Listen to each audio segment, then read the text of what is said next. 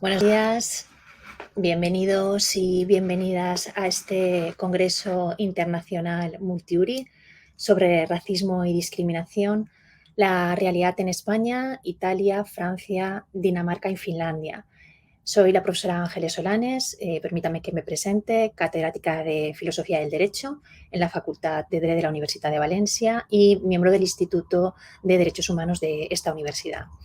Soy además la investigadora principal del proyecto Multiuri que se desarrolla dentro del instituto y dentro del cual se inserta este congreso.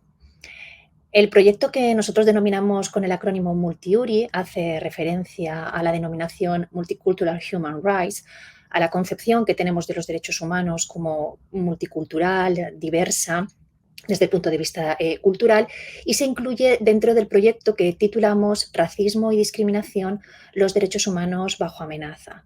Este es un proyecto de I+D+I, financiado por el Ministerio de Ciencia e Innovación, que es el sucesor de otros dos proyectos anteriores que también denominábamos Multiuri, alguno de los presentes ya lo conoce, y dentro de él tenemos la suerte ya de poder organizar el primer congreso, que nos hubiera gustado que fuera presencial, pero que no ha podido ser, en el cual vamos a contar con dos excelentes invitados para la inauguración que les pasaré a presentar inmediatamente. Sin embargo, antes de presentar a los que me acompañan en esta inauguración, permítame que les presente un poco el proyecto y al conjunto de personas que trabajamos dentro del proyecto Multiuri desde el Instituto de Derechos Humanos de la Universidad de Valencia, que es quien lo lidera. El proyecto Multiuri es un proyecto internacional, es un proyecto interdisciplinar. Trabajamos investigadoras y investigadores del ámbito del derecho, de la antropología, de la sociología, de las ciencias políticas y de la economía. Es también un proyecto interuniversitario y además es intergeneracional, que es una cosa que me gusta mucho destacar, un aspecto que me gusta destacar, con una perspectiva marcada de género, que nos da una visión, vamos a decir, más amplia de los temas que abordamos. En el proyecto Multiuri participan distintas universidades españolas. La Universidad de Valencia es la universidad que en este caso lo lidera, pero además participan la Universidad de Alcalá, la Universidad de Castilla-La Mancha, la de Salamanca, la Universidad del País Vasco, la Rovira y Virgili en Tarragona y la UCAM en Murcia. Y cuenta también con la participación, como les decía, de universidades extranjeras que enriquecen muchísimo el punto de análisis. La Universidad de Quebec, en Montreal, en Canadá, dos universidades italianas, la Università degli Studi de Milano y la Universidad Católica del Sacro Cuore, las dos en Milán, en Italia, la Universidad de Nantes, en Francia, la Universidad de Copenhague, en Dinamarca, y la Universidad de Turku, en Finlandia. Además de este sector o este núcleo de investigadores y investigadoras universitarios, tenemos también un grupo de personas que trabajan con nosotros, con nosotras y que no tienen una vinculación universitaria. Todos los resultados que surgen del proyecto Multiuri intentamos ponerlos en abierto a disposición de quien le pueda interesar en nuestra página web, en la página web del proyecto, y también en el canal que hemos inaugurado hace poco, el canal YouTube Multiuri. Pues bien, en este contexto de actividades que viene realizando este grupo de investigación desde el instituto, se inserta este congreso. Este congreso aborda el racismo, la xenofobia y la discriminación, especialmente la discriminación por origen racial o étnico, básicamente desde el foco del análisis de España. O sea, una primera cuestión que queremos abordar es los medios necesarios para afrontar y poder combatir estas situaciones de desigualdad. Sin embargo, para estudiar el caso español, desde el equipo pensamos que era muy interesante el análisis que ofrece la perspectiva comparada y, sobre todo, relacionar lo que ocurre en España con otras realidades distintas del entorno europeo. Así pues, analizando esos contextos diferentes, sociales y políticos, podemos ver que en otros estados se han adoptado medidas políticas, jurídicas y sociales que han dado lugar a buenas y a malas praxis, de las cuales el Estado español, España, puede extraer recomendaciones, acciones, directrices para poder desarrollar políticas públicas que permitan avanzar hacia una sociedad más inclusiva y más igualitaria. Desde este objetivo principal que tiene el proyecto y el que se persigue también con este congreso, se han escogido 4 países, Francia, Italia, Dinamarca y Finlandia, que poseen características muy distintas y en los cuales se han desarrollado políticas de integración, de inmigración, de lucha contra el racismo y la xenofobia con resultados muy distintos. A lo largo del Congreso apelaremos al juego entre derecho, política y sociedad, ¿no? Y veremos la actuación de los operadores jurídicos, pero también de los responsables políticos, de los agentes sociales, de la sociedad civil en general, para aproximarnos a esas medidas que nos gustaría concretar o extraer de este debate de promoción y de combate contra el racismo y la discriminación. Elegimos estos estados que les he mencionado porque en estados como por ejemplo Francia, con el Frente Nacional, ahora redenominado Rassemblement National, ¿no? Algo así como reagrupamiento o agrupación nacional, o en Italia con la Liga, en Dinamarca con el Danish People Party o en Finlandia con el Finnish Party, estamos asistiendo a un creciente apoyo social que se va peligrosamente consolidando hacia fuerzas políticas que cada vez más basan su discurso en un rechazo sistemático a la diversidad cultural, exactamente igual como está ocurriendo en España y que apelan a ideas que son incompatibles con los derechos humanos. Pensamos que contrastar el análisis entre estos 5 estados y abordar las diferentes cuestiones que veremos en estos 2 días de congreso puede ser interesante para avanzar, como les digo, en la lucha por la igualdad. Yo quiero, antes de dar paso a los ponentes que me acompañan en la inauguración, agradecer a todas las personas que se han inscrito en el Congreso. Es verdad que la modalidad online pues, nos ha quitado, digamos, el encanto de la presencialidad y la cercanía que este supone, pero a cambio nos ha dado la posibilidad de tener un alto número de personas presentes en el Congreso, que en realidad con el número de inscripciones que hemos tenido, pues hubiéramos tenido un problema serio para poder encontrar un lugar donde poder ubicarnos todo y también la posibilidad de poder grabar todo el Congreso y ponerlo después a disposición en el canal de YouTube de Multiuri. Yo les agradezco a todas y cada una de las personas que se han inscrito, que hayan mostrado su interés por este Congreso, que nos acompañen hoy o a lo largo de las sesiones del Congreso y confío en que este encuentro, también con la ayuda de todos ustedes, ¿no? Que participarán, preguntarán y seguro aportarán ideas y reflexiones para el debate, confío en que este encuentro internacional cumpla con sus expectativas y que sea pues, un espacio de reflexión con una colaboración directa con la sociedad civil, de ahí el que el Congreso sea en abierto y con inscripción gratuita, siempre para avanzar en el fortalecimiento de la igualdad y de los derechos humanos. Ahora sí, sin más, paso a la presentación de los 2 ponentes que me acompañan en la inauguración de este curso. Contamos con la presencia del profesor Fernando Flores, que es el actual director del Instituto de Derechos Humanos, profesor de Derecho Constitucional y compañero también en la Facultad de Derecho. Y contamos también con el profesor Javier Palau, que es el actual decano de la Facultad de Derecho, profesor titular de Historia del Derecho y compañero igualmente en el Instituto de Derechos Humanos.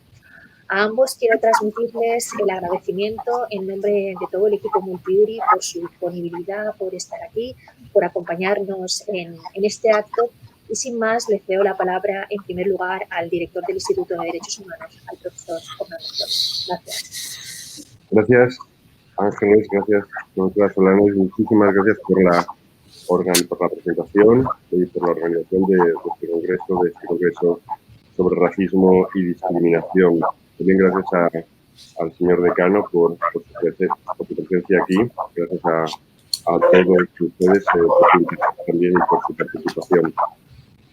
El proyecto Multiuri es un proyecto excelente, creo que eso se deduce de la explicación y del relato sobre él que ha hecho la profesora Ángeles Solanes y por lo tanto no me voy a detener en él. Es un proyecto excelente, viene de largo y espero que dure mucho tiempo. El Instituto de Derechos Humanos la verdad es que agradece que esté realizándose en su seno porque le da prestigio.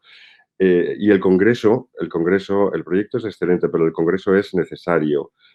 Ayer se señaló en el Congreso de los Diputados de España a las personas migrantes como los enemigos de España, entre comillas, entrecomillado. Se dijo que existe una estrecha relación entre la seguridad de los españoles y el efecto llamado y las políticas de puertas abiertas de las que son responsables. A mí no me cabe duda de que existe una relación entre el asesinato a tiros del marroquí Younes Bilal en junio en Mazarrón y el apuñalamiento también este verano a una mujer inmigrante latinoamericana en la cola del Banco de Alimentos en Cartagena. En ambos casos, y en otros muchos casos que no salen a la luz porque quizá no son tan dramáticos, existe una cristalización, digamos, en violencia física, en violencia verbal, en violencia de actitud, de los discursos del odio que se están normalizados. Me gustaría pensar que no se han normalizado completamente en España. Existe una relación directa entre el auge de la extrema derecha y estos crímenes. Para prevenir y para combatir las diferentes formas de racismo y discriminación que amenazan a los derechos humanos, es necesario hablar de ello. Y además es necesario, y especialmente necesario, en mi opinión, hacerlo con un análisis que aúne la dimensión jurídica con la dimensión social, que es lo que hace este Congreso. Cuando hablamos de racismo, no estamos hablando, creo, de algo que les ocurre a otros, sino que estamos hablando de algo que nos ocurre a todos. Recuerdo que James Baldwin, en el documental I'm Not Your Negro, que no sé si han visto, si no lo han hecho, se lo recomiendo, James Baldwin recuerda que le gustaban mucho las películas de vaqueros, hasta que un día, viendo con entusiasmo cómo Gary Cooper abatía a decenas de indios, se dio cuenta de que él era los indios, o que los indios eran él.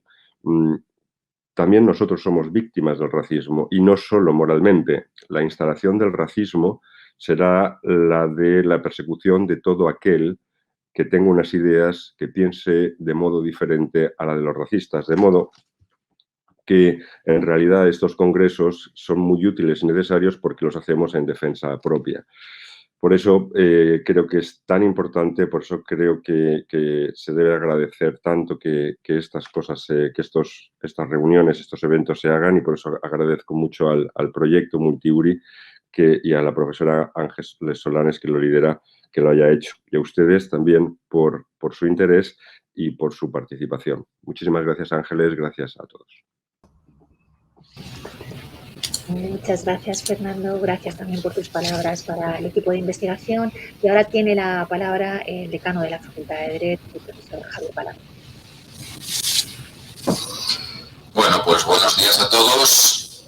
Yo no soy ponente, yo simplemente acompaño a los organizadores del Congreso en la inauguración.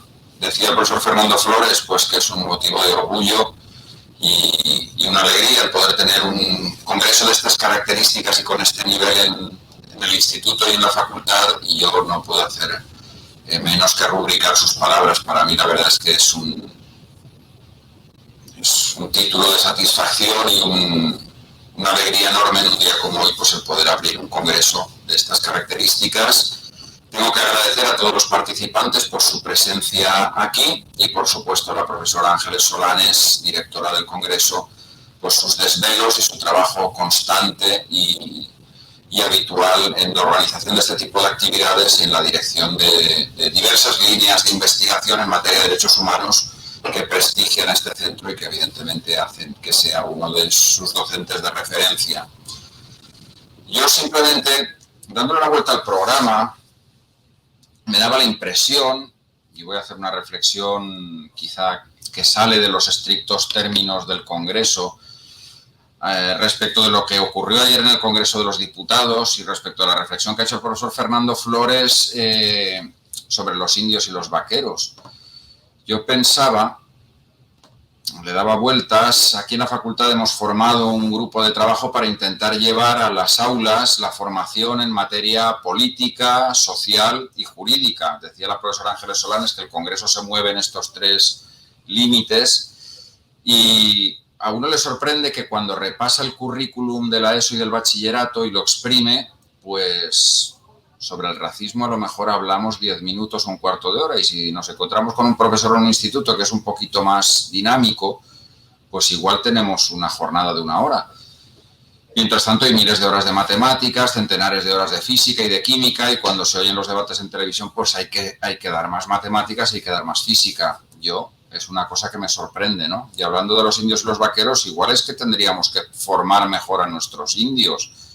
Vaqueros vamos a tener siempre, gente que diga que el que viene de fuera, que el migrante es el enemigo, eso va a existir siempre. Pero nosotros podríamos esforzarnos en formar mejor a los que defienden a los migrantes y a los que tienen que subir luego a una tribuna a dar sus razones. Yo creo que aquí nos jugamos mucho. Un congreso como el de hoy, sus conclusiones deberíamos ser capaces de llevarlas a las aulas, deberíamos ser capaces de explicar a un chaval de 14 o 15 años qué es el racismo, cuáles son sus bases, cómo se puede combatir, por qué el diferente genera un miedo que se puede superar con mucha facilidad, y realmente no lo hacemos, ¿no? Cuando uno ve además los congresos donde se habla de la didáctica de las ciencias sociales, pues se habla mucho sobre la forma, sobre las competencias, sobre las habilidades, pero sobre los contenidos se habla muy poquito. Y yo el otro día comparaba el currículum formativo de mi padre, que se formó en pleno franquismo hace 75, 80 años, con el actual, y en contenidos no hay mucha diferencia. O conseguimos superar esa vieja idea de los contenidos liberales del siglo XIX, eso lo han estudiado bien los pedagogos y creo que se puede aprender de ellos, esos contenidos en el que las matemáticas o la química se aprenden estudiando en las aulas y la ciudadanía se aprende por intuición en la calle, pues mientras no superemos ese esquema, seguiremos dejando de alguna manera inermes a nuestros ciudadanos que saben que las posturas de determinadas personas son racistas y atentatorias del principio de igualdad. Yo por eso le lanzo aquí el guante a la profesora Solanes. Quizá algún día podamos hacer un congreso sobre cómo explicamos esto en las aulas. Recuerdo además cómo habrá gente de otras comunidades autónomas de nuestro país que ahora se abre el currículum de la ESO y del bachillerato y podemos introducir de este tipo de asignaturas. Aquí en la Comunidad Valenciana seguramente lo vamos a hacer. Nos jugamos mucho y nos jugamos el que congresos como este realmente luego impregnen en nuestra sociedad y nos hagan ciudadanos mejores, ¿no? Que es, yo creo, lo que pretendemos siempre que trabajamos en estas materias. No me voy a extender mucho más, simplemente vuelvo a reiterar que para mí es un motivo de enorme alegría el abrir un congreso como este. Siempre acabo deseando pues, que el congreso vaya bien, que las reflexiones y las conclusiones que se alcancen se plasmen en unas actas a las que podamos tener acceso y que podamos ver a posteriori y seguir formándonos. Y por mi parte ya digo poco más. Les deseo un feliz congreso. Creo que al decano le suele corresponder el darlo por inaugurado y en ese sentido pues lo doy por inaugurado y espero que sean 2 jornadas fértiles, fructíferas y que nos dejen a todos en posición de ser mejores ciudadanos. Gracias. Muchas gracias Javier por tus palabras, muchas gracias Fernando por tus palabras también. Recogemos el guante de los dos, intentaremos que los resultados del proyecto Multiuri, como hemos hecho hasta ahora, estén en el ámbito académico, se distribuyan en el ámbito académico, pero sobre todo en esta idea de transferencia constante que se exige a la universidad. Intentaremos, como hemos hecho siempre en todos los proyectos desde el Instituto de Derechos Humanos, que los resultados lleguen a la sociedad civil. De hecho, todas nuestras publicaciones están en abierto y están colgadas en la página del Multiuri precisamente para que no sea una cuestión que quede, vamos a decir, en un ámbito estrictamente académico, un debate interno entre académicos, sino que además tenemos la suerte de encontrar entre el público con gente que viene de la administración, pero con gente que viene, profesores de secundaria, tenemos, Javier, inscritos, pues y profesoras de secundaria, tenemos jubilados, tenemos amas de casa, personas autónomas, tenemos estudiantes, es decir, tenemos un repertorio que nos da las posibilidades y también nos genera la responsabilidad de ser capaces de transmitir los resultados que alcancemos en el proyecto al conjunto de la sociedad civil.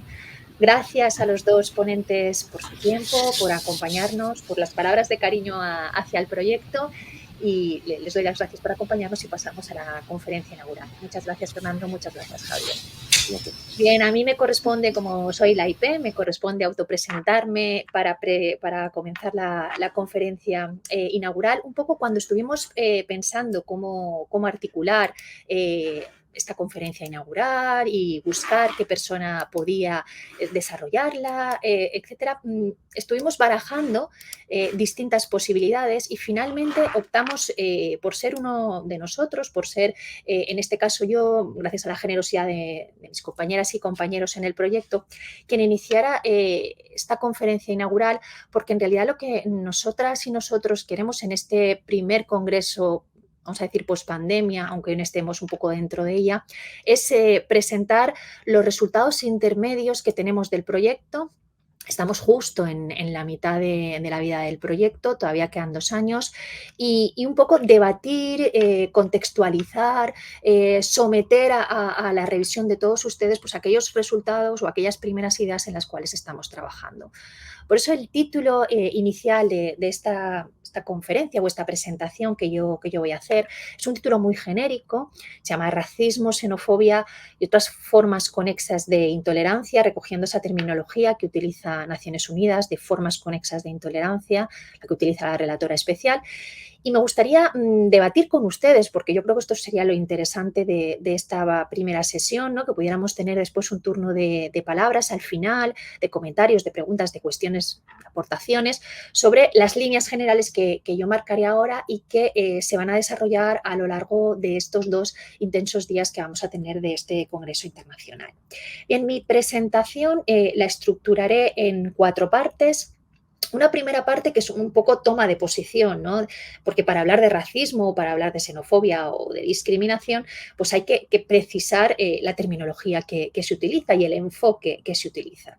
Y una vez realizada esa fundamentación, ese punto de partida, presentar muy brevemente, quizá algunos de ustedes lo conocen, otros no, pero no se trata de ahondar en una cuestión muy jurídica, pero sí presentar brevemente el derecho antidiscriminatorio y las percepciones que siguen existiendo contra la discriminación. Y luego entrar ya de lleno en lo que serían las 2 cuestiones fundamentales, que sería los mecanismos de lucha contra la discriminación que se han puesto en práctica para poder analizar sus debilidades y sus fortalezas, ¿no? Y también las amenazas que pueden existir al respecto, así como las oportunidades desde la perspectiva de la tutela judicial, especialmente en el ámbito internacional, porque en este caso no me referiré en esta conferencia inicial, caso concreto de España, y las garantías institucionales, lo que son los organismos de igualdad. Para finalizar con lo que yo considero que son los aspectos más importantes a trabajar y a tener en cuenta, los aspectos que nos pueden permitir avanzar, que son los retos de futuro, las cuestiones pendientes, no todas obviamente, pero algunas de las cuestiones fundamentales en materia de discriminación y en la lucha contra el racismo y contra la xenofobia. Bien, en esta precisión conceptual yo lo que voy a hacer es tomar una posición, ¿no? Un punto de partida para el análisis de esta cuestión de racismo, xenofobia y otras formas conexas de discriminación, para situarme en la línea de quienes entendemos, como ha dicho también el profesor Fernando Flores en la presentación, que cuando hablamos ahora de racismo no estamos hablando de un racismo de índole biologista o esencialista, sino que en realidad estamos hablando de un racismo sin razas. Sin raza, porque el punto de partida desde la perspectiva de los derechos humanos es que la raza humana es una y en ella se fundamenta la dignidad humana que está detrás de los derechos humanos, ¿no? Y por tanto no se trata de entrar en una discusión de las distintas razas, de si existen o no diferencias entre los seres humanos, sino de establecer, digamos, una tabula rasa y situarnos en el ámbito de la doctrina que entiende que en la actualidad hablar de racismo es hablar de discriminación. De igual forma que hablar de xenofobia no es un odio genérico al extranjero, sino un odio o una forma de discriminación específica hacia un tipo determinado de extranjero, ¿no? Hacia esas personas que aglutinamos dentro de lo que llamamos inmigración económica, así muchas veces de una forma despectiva, pero en realidad cuando estamos haciendo referencia al racismo, cuando estamos haciendo referencia a la xenofobia, lo que le estamos dotando es de un contenido ficticio, por supuesto, no es un contenido natural, por eso les decía que no es un racismo sin raza, porque no es natural, es creado, ¿no? Un contenido ficticio que es político, que es jurídico y que es social y que lo que hace es dotar de valor, en su caso, restar valor a lo que considera que son diferencias que colocan en una situación de desventaja a determinadas personas. Es decir, este análisis y el punto de vista, que será un eje transversal a lo largo de todo el Congreso, la mirada hacia el racismo, la xenofobia y otras formas conexas de discriminación, supone hablar de discriminación. Supone hablar de discriminación y entender que en estos momentos en los cuales el racismo y la xenofobia está tan impregnada en la sociedad, no basta con decir no soy racista o no existe racismo, sino que tenemos que situarnos, es necesario situarse en posturas proactivas que sean antirracistas, porque solo desde esas posturas antirracistas contrarias a la xenofobia, que la combaten, no solo que la niegan, que la combaten, es posible avanzar en materia de igualdad. Para mí es muy importante que quede claro desde el principio esta concepción de racismo, porque esto supone que no hace falta entender o entrar en la discusión de si se está o no se está racializado, etcétera, porque el concepto fundamental es la discriminación que se va a sufrir por el hecho de entender que existe en determinados casos o en determinadas personas esa diferencia.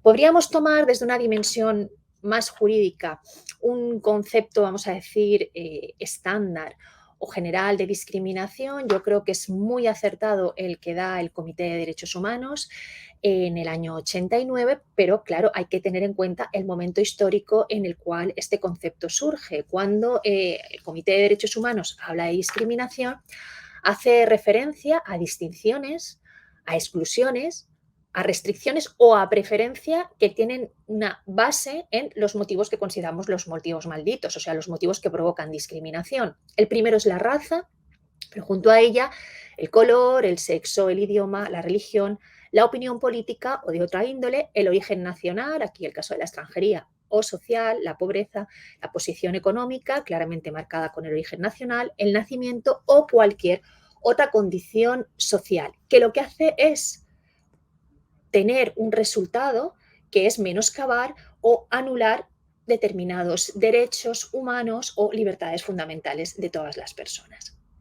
Si leemos este concepto de discriminación o esta primera aproximación desde una vertiente jurídica a la idea de discriminación para aglutinar ahí los fenómenos de racismo, xenofobia, discriminación por razón étnica o racial, vemos que obviamente esta discriminación tiene que tener una lectura, digamos, que se adapte a los tiempos actuales, al momento actual, o una forma actualizada de revisar este concepto.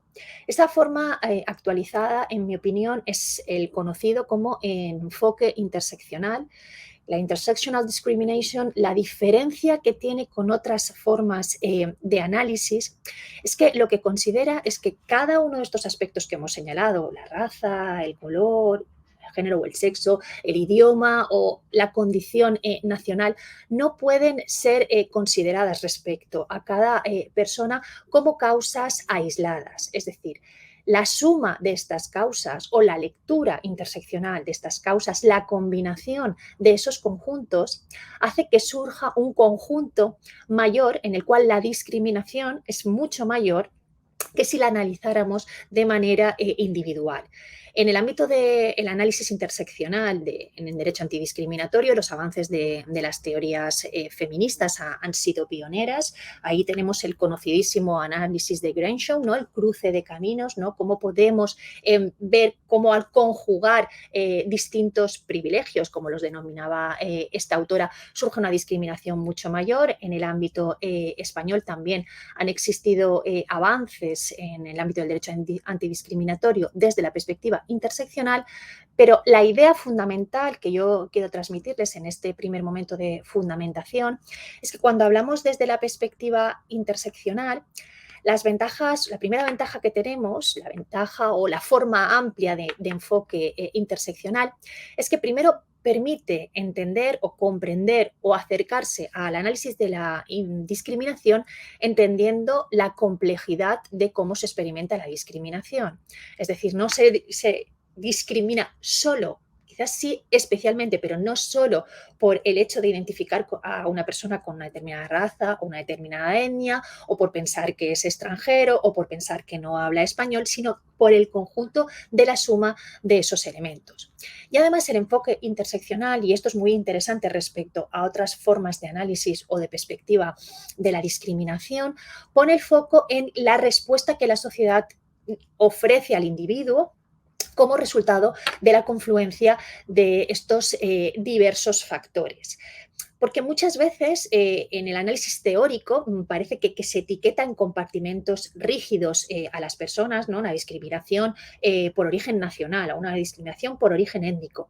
Pero en la praxis subyacen otros elementos que no son tomados en consideración, que muchas veces el derecho obvia, pero que son fundamentales para poder entender todo el alcance que tiene esa situación, ese incidente, ese delito vinculado con la discriminación. En ese sentido, es fundamental esa respuesta que da la sociedad, porque en ocasiones las formas de racismo o de xenofobia, digamos, líquidas, no tan patentes, no tan obvias, están tan impregnadas en la sociedad que se han normalizado y que llegan a ser completamente imperceptibles.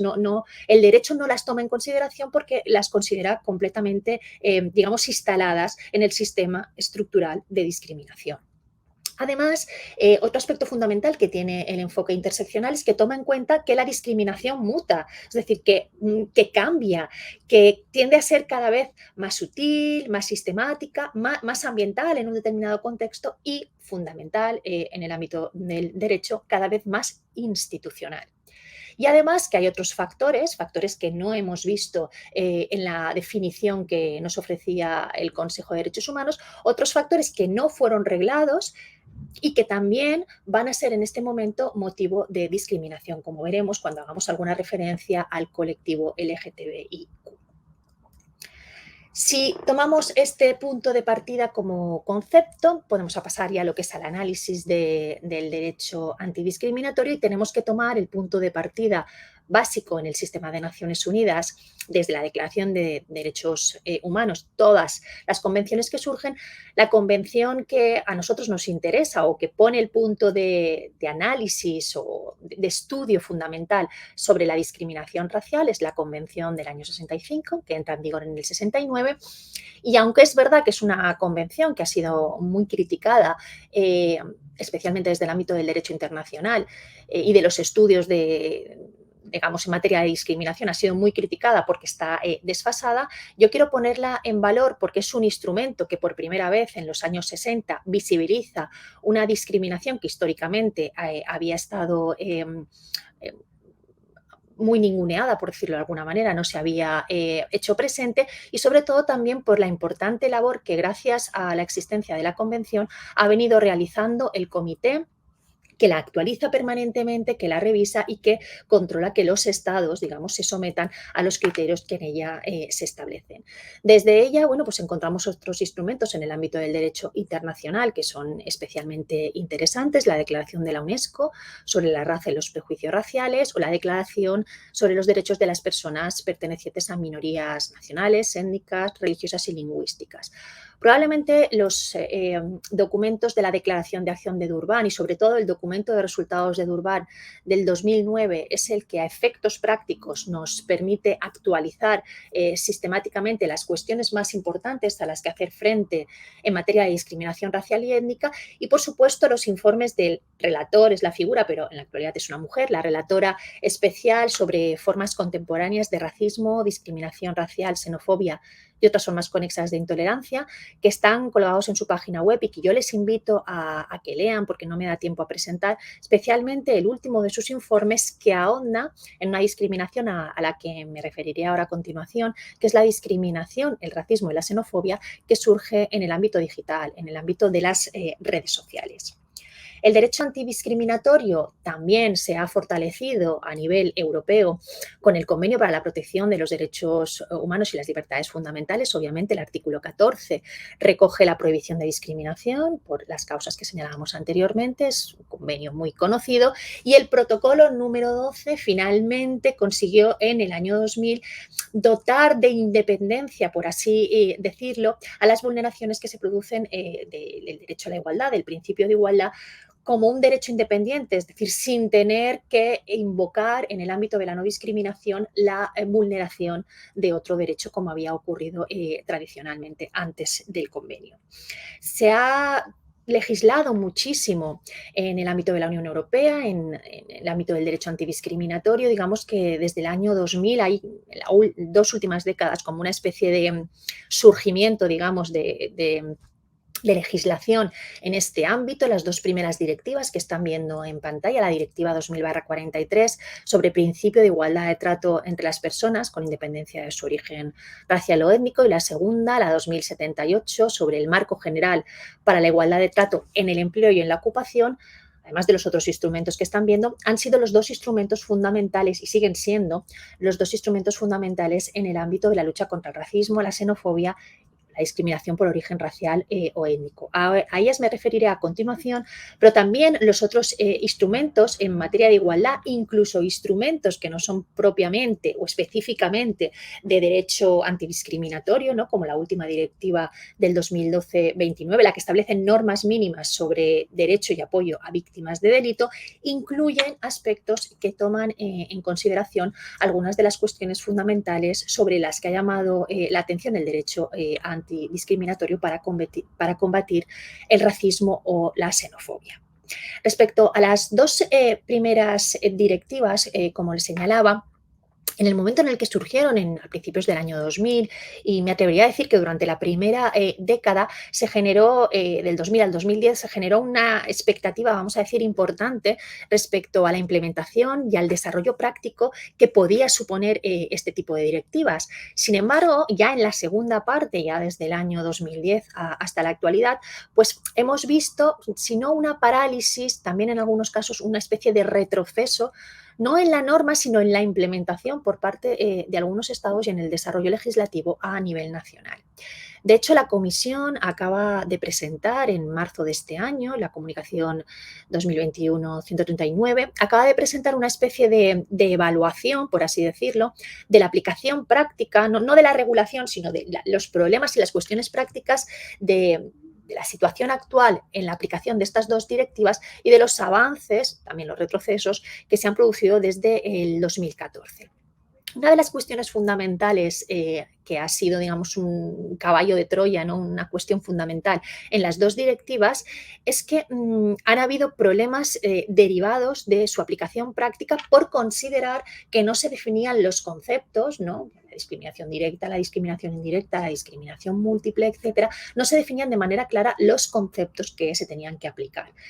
En este sentido, el informe de la Comisión, en mi opinión, de manera muy acertada, llama la atención sobre los asuntos que se han sometido al Tribunal de Justicia de la Unión Europea, que han aclarado dos cuestiones fundamentales: cómo deben de interpretarse estos conceptos y también el carácter vinculante que tienen para los Estados, sobre todo el carácter vinculante que tienen a la hora de establecer normativas nacionales que transpongan las disposiciones que se contemplan en el conjunto de estas directivas.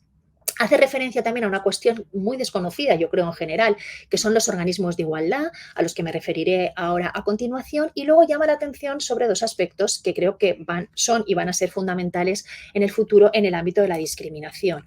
Por una parte, la necesidad de añadir o conectar los motivos existentes con nuevos motivos, ¿no? Y aquí habla de la necesidad de una estrategia en materia de igualdad para las personas LGBTIQ, conectada con cuestiones también de racismo, de xenofobia, de discriminación racial o étnica, y después la voluntad de poner en marcha un plan que ya ha comenzado con algunas medidas, luego lo comentaré, sobre antirracismo, es decir, sobre un combate directo, firme por parte de la Unión Europea en el periodo 2020-2025 contra todas aquellas medidas que supongan, digamos, una discriminación manifiesta por origen racial o por origen étnico. Si conocemos ya la fundamentación, si sabemos ya, tenemos ya en cuenta el derecho antidiscriminatorio que existe en el ámbito de la Unión Europea y, digamos, los importantes avales desde Naciones Unidas, podríamos pensar, como de hecho defiende una parte de la doctrina, que en realidad la discriminación que existe, y especialmente la discriminación por origen racial o por origen étnico, la discriminación basada en el origen nacional, pues es anecdótica, es minoritaria, es residual. Para intentar aproximarnos a los datos y combatir de manera objetiva, digamos, desde los datos y los análisis que realizan fuentes nacionales e internacionales en esta materia, me gustaría acercarme a lo que son las dos variables para poder analizar la discriminación. Por una parte, el ámbito de las percepciones sobre la discriminación, es decir, el ámbito de aquellas personas que han sufrido discriminación, y por otra parte, los datos de aquellas personas que sin haberla sufrido, ¿no? Las estadísticas generales respecto a determinados países, en este caso me referiré al caso concreto de España, acerca de si existen o no existen denuncias, incidentes, delitos de odio relacionados con estas cuestiones, para tener el panorama general que permita responder al hecho de que, aunque tengamos un desarrollo de derecho antidiscriminatorio potente, me atrevería a decir incluso suficiente, aunque mejorable siempre, en el ámbito de la discriminación racial o étnica, su deficiente implementación hace que siga existiendo muchas circunstancias en las cuales vamos a encontrar incidentes de discriminación y delitos de odio. Si analizamos, por ejemplo, los datos del Eurobarómetro, los últimos disponibles respecto a España, que son del año 2019, vemos la parte superior los datos relativos a la Unión Europea de los 28 y en la parte inferior, en azul clarito, en los colores más claros, el caso de España. Yo en la diapositiva que están viendo, que se pregunta, digamos, al recorrido de entrevistas que se realiza, si considera que es rara, que exista en nuestro país, muy rara, o si está muy extendida la discriminación, y respecto a qué tipo de discriminación es la más extendida, la discriminación desde la percepción, estamos hablando ahora, contra la discriminación. La discriminación más extendida es la que se refiere a la etnia gitana, la que está en primer orden. En el caso de España supera a la media europea, que está en el 61%, en el caso de España es del 65%. La segunda es la de origen étnico, el 54%, un poco por debajo de la media europea, y la tercera es el color de la piel. Pero en realidad estas tres primeras percepciones, ser persona gitana, el origen étnico y el color de la piel, desde un enfoque interseccional vienen a presentarnos, ¿no? a visibilizar que estamos ante un mismo tipo de discriminación, porque no se trata de una discriminación que sea una discriminación, vamos a decir, estanca. Si esto es a nivel europeo, esto es lo que percibe el Eurobarómetro desde la perspectiva de las personas que han sufrido la discriminación, puede ser que en realidad sea una perspectiva meramente subjetiva, pero que los datos no avalen que eso realmente sea así en España.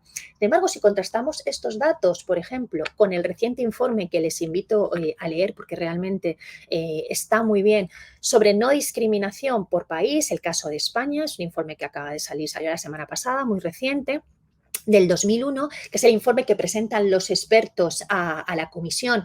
Cada uno de los países tiene un experto, ¿no? En nuestro caso, el profesor Ferran Camas es el que nos representa, sucediendo al profesor Lorenzo Cachón, al que felicito por este informe y a su equipo de trabajo. Bueno, pues en este informe se verifica que efectivamente esto que el barómetro señalaba desde la percepción se traslada también al ámbito de las quejas o al ámbito de las denuncias que se presentan por discriminación. Si ven ustedes en la primera columna los motivos por los cuales se presentan, el tercero por abajo, racismo y xenofobia, ha evolucionado exponencialmente hasta colocarse en primer lugar desde el año 2016 hasta el 2019. Es verdad que la religión puede estar muchas veces unida al racismo o a la xenofobia o la discapacidad, la orientación sexual en algunos casos, pero si vemos la columna relativa a racismo y a xenofobia, racismo, etnia, origen nacional, consideración de inmigrante, etcétera, desde el año 2016, 416, hasta el año 2019, 407. Es el motivo que más quejas, incidentes, denuncias se presenta en España, coincidiendo con los datos que señalaba el Eurobarómetro ya en el año 2021.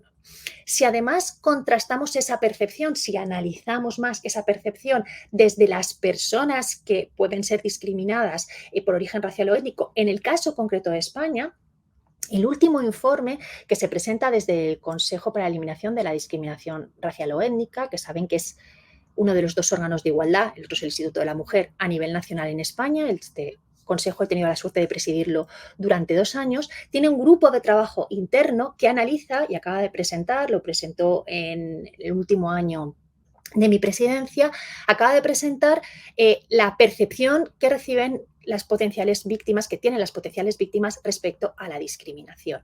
Si miramos la columna de abajo, en todos los colectivos, es verdad que el agrupar por colectivos ha sido siempre una cuestión muy controvertida y muy discutida porque son cuestionables estas agrupaciones, ¿no? Grupo del Este, el grupo magrebí, grupo andino, afrocaribeño, afrolatino. Bueno, ahí se estuvo cambiando muchas veces con las aportaciones por parte de distintas organizaciones, africano-mediterránea, un poco para aglutinar, ¿no? La población gitana o la indo-pakistaní. Si se ve la columna de abajo, los factores explicativos de discriminación, el color de la piel y los rasgos físicos son coincidentes en todos los grupos menos en uno. El grupo magrebí, en el 56%, cree que la discriminación se produce por creencias religiosas y por comportamientos culturales. ¿Significa eso que no hay discriminación por el color de la piel o por los rasgos físicos? No. Significa que en este cruce de caminos del que hablaba Grenshaw, la comunidad magrebí tiene una percepción mayor en el ejercicio de prácticas religiosas, especialmente cuando se trata de la utilización del espacio público o de determinados comportamientos que se consideran como culturales, en relación a situaciones de discriminación. Estos datos avalan también lo señalado por el Eurobarómetro y lo que viene a decir el informe de país en el caso de España, que percibe que encontramos supuestos de discriminación racial o étnica que crecen progresivamente.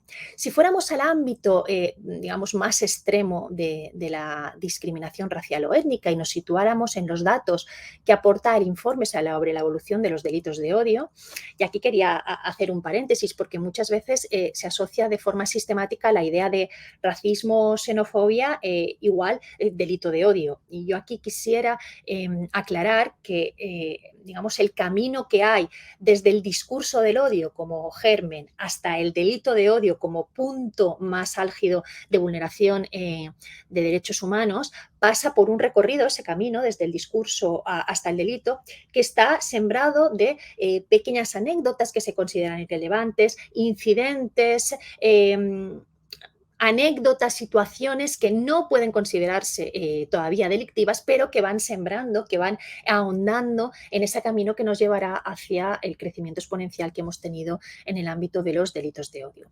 El informe que presenta el Ministerio del Interior en 2020 y la evolución global que han sufrido los delitos de odio, vemos en pantalla los hechos cometidos y los conocidos como delitos de odio, los motivos por los cuales se realizan estos hechos, y si miramos en la parte de abajo el total de delitos e incidentes, vemos que la ultimísima columna es la relativa a racismo y xenofobia. Es decir, aunque en el ámbito de la ideología, por ejemplo, también ha existido un 23,3, como ven ustedes ahí, en el año 2020, racismo y xenofobia, no se tienen en cuenta otros aspectos, aunque seguro que están también presentes, tienen un 34,6%. Es decir, sigue siendo una de las causas fundamentales de la discriminación y de la consecuencia mayor de vulneración de derechos humanos en el ámbito de la discriminación, que son los delitos de odio. Estos son los datos objetivos respecto a los hechos conocidos y a los hechos registrados desde el Ministerio del Interior. sean los hechos objetivos que han ocurrido. Pero si además lo trasladamos, como habíamos hecho anteriormente, y con esto acabo con los datos, lo trasladamos a el informe de la encuesta sobre delitos de odio, tenemos un dato que es muy interesante y que va a ir apareciendo seguro a lo largo del Congreso en otros contextos. Un primer dato respecto al temor, diríamos, de poder ser víctima de un delito de odio, ¿no? Que se sitúa en un 49,43%, es decir, aproximadamente la mitad, un 50%. Pero esta cuestión hay que cruzarla con la gráfica que tenemos en la tabla número 18, abajo. Existiendo estos datos que avalan un crecimiento significativo de incidentes, de situaciones de discriminación, incluso de delitos de odio. Existiendo este temor por parte de potenciales víctimas y también por las personas que se entrevistan de manera aleatoria, como explica al principio el informe de la encuesta sobre delitos de odio. Es decir, estando en esta situación, ¿qué es lo que realmente sorprende? ¿Qué dato es realmente significativo o llamativo? Que existe y sigue existiendo una infradenuncia. Si miramos en la parte inferior a la derecha, vemos que cuando se interpuso denuncia, en la mayoría de casos, la representación de denuncia es meramente significativa. En el caso de racismo y xenofobia, aproximadamente en el 88,64% de casos no se interpuso denuncia. Es decir, estamos en todos los supuestos, en todos los motivos: orientación sexual, identidad de género, sexo y género, ideología y, en el que nos ocupa ahora, racismo y xenofobia, estamos ante cifras muy bajas de denuncia. Si además hiciéramos el ejercicio, por curiosidad, de cruzar estos datos que nos da el informe de la encuesta sobre delitos de odio con el informe que presentaba anteriormente del Consejo para la Eliminación de la Discriminación Racial o Étnica, veríamos que esa infradenuncia se mantiene en todos los niveles, en todas las comunidades, y que además es especialmente significativa en los casos de discriminación que afecta a mujeres. Es decir, la infradenuncia es todavía mayor en el caso que afecta a mujeres. ¿Por qué? Pues por cuestiones que ahora más adelante explicaré respecto a la revictimización, la ausencia de ayuda por parte de las instituciones, etcétera. Si ya hemos demostrado con los datos que sí existe y de manera creciente situaciones de discriminación en el ámbito racial y étnico, ¿qué mecanismos de lucha, aparte de los normativos, ¿no? Y que hemos visto anteriormente, qué formas de tutela y de garantía tenemos en la práctica para poder proteger, prevenir, en su caso, estas situaciones de discriminación, para poder luchar contra la discriminación? Bien, antes les señalaba que son muy interesantes las interpretaciones y las conceptualizaciones que ha realizado el Tribunal de Justicia de la Unión Europea en el ámbito del derecho antidiscriminatorio, pero también es muy interesante la jurisprudencia en el ámbito europeo del Tribunal Europeo de Derechos Humanos en materia de no discriminación. No discriminación por origen racial o étnico, que es de la que me estoy ocupando. No voy a detenerme ahora de manera pormenorizada en sentencias que seguro que muchos de ustedes, que me consta que son especialistas, conocen, pero sí me gustaría lanzar una idea general respecto al papel fundamental que ha tenido el Tribunal y tiene el Tribunal Europeo de Derechos Humanos en la tutela en materia de lucha contra la discriminación, por considerar que inicialmente, en relación al artículo 14 del Convenio Europeo de Derechos Humanos, la prohibición de discriminación significaba entender la discriminación como una diferencia jurídica de trato no razonable. Y aquí el criterio de razonabilidad lo podemos luego discutir en el debate, cuándo la diferencia jurídica sí que puede ser admisible, etcétera, y además toda la doctrina que hay ahí sobre lo que se considera o hasta dónde se puede considerar razonable. Pero esta diferencia jurídica no razonable supone discriminación, por una parte, pero por otra parte, hasta el año 2000 existió, vamos a decir, una amplia y generosa aplicación de la doctrina de margen estatal de apreciación, que permitía a los estados justificar determinadas praxis, bueno, pues atendiendo, vamos a decir, a su propia idiosincrasia, ¿no? Atendiendo a su propia situación. Hasta que llegamos a uno de los casos más famosos, que es el caso Tilmenos contra Grecia. Cualquiera de ustedes que trabaje en ámbito de discriminación lo conoce, donde queda sentada esta idea de discriminación por indiferenciación.